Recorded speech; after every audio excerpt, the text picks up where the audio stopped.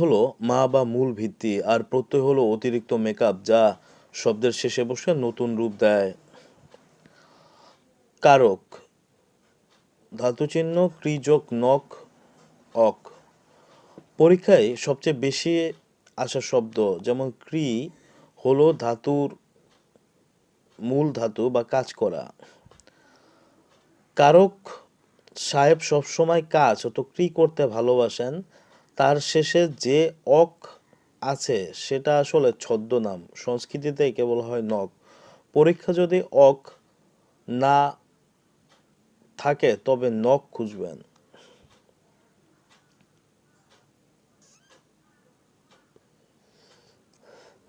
তাহলে কারক হচ্ছে ক্রি, ধাতুচিহ্ন ক্রি যোগ নক। পাঠক যিনি পাঠ করেন, এখানে পঠ হসন্ত, ধাতুচিহ্ন পঠ হসন্ত হলো পড়ার মূল কাজ। এটি কারকের যমজ ভাই। একজন কাজ করে কারক, আরেকজন সারাদিন বই পড়ে পাঠক। দুইজনের শেষেই সেই একই মেকআপ, অক নক।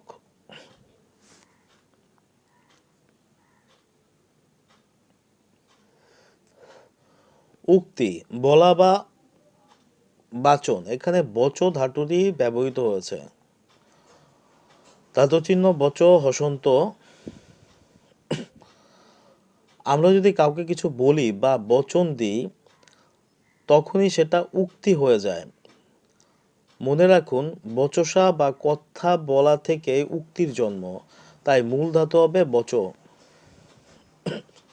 শিষ্য যাকে শাসন করা হয় বা শিক্ষা দেওয়া হয়। শিষ্য মানেই হলো গুরুর কাছে শাসন করবেন ভালো অর্থে। তাই শিষ্য হলো ধাতুচিহ্ন শ্বাস হসন্ত কার্ফ জাজ।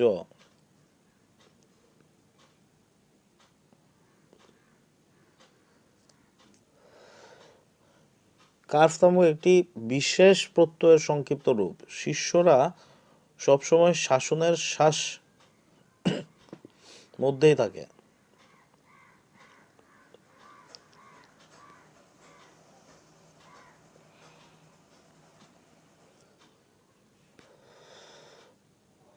মানব মনোযোগ স্বনীয়, মনুর সন্তান বা বংশধর, এটি তদ্ধিত প্রত্যয়। আমরা সবাই মনুর বংশধর। এটি স্বনীয় প্রত্যয় হলো অ এর আভিজাত্য রূপ। পরীক্ষায় স্বনীয় থাকলে ঘাড় ঘোরাবেন না, এটি কেবল অ এর একটি